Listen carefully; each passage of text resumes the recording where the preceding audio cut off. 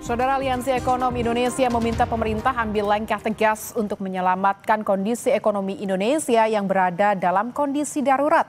Ada 7 desakan yang disuarakan, mulai dari pembenahan salah alokasi anggaran hingga menyehatkan tata kelola penyelenggaraan negara.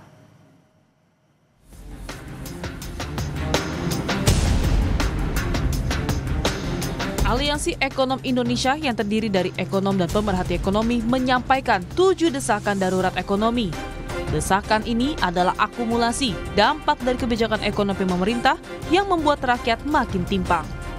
Salah satu perwakilan ekonom Indonesia, Vivi Alatas, bilang kondisi ini terjadi karena banyaknya konflik kepentingan dan tata kelola yang tidak tepat. Dapat menyimpulkan 2 benang merah dari permasalahan perekonomian ini. Pertama, misalokasi sumber daya yang masif, serta kedua, rapuhnya institusi penyelenggara negara karena konflik kepentingan dan tata kelola yang tidak amanah.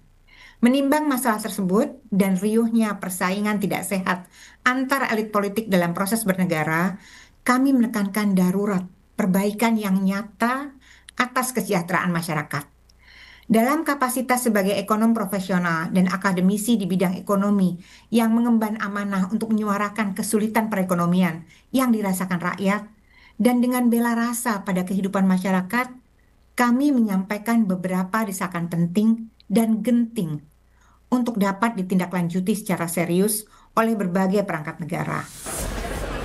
Sementara itu, ekonom lainnya, Elan Setiawan, bilang penciptaan lapangan kerja makin menyusut, termasuk bagi kalangan muda yang seharusnya menjadi aset bangsa yang krusial.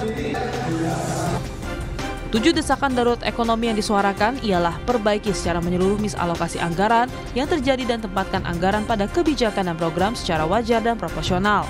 Kemudian kembalikan independensi, transparansi, dan pastikan tidak ada intervensi kepentingan pihak tertentu. Hentikan dominasi negara yang beresiko melemahkan aktivitas perekonomian lokal.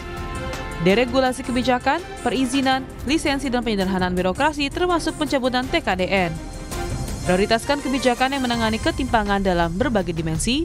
Kembalikan kebijakan berbasis bukti dan proses teknokratis dalam pengambilan kebijakan serta berantas program populis.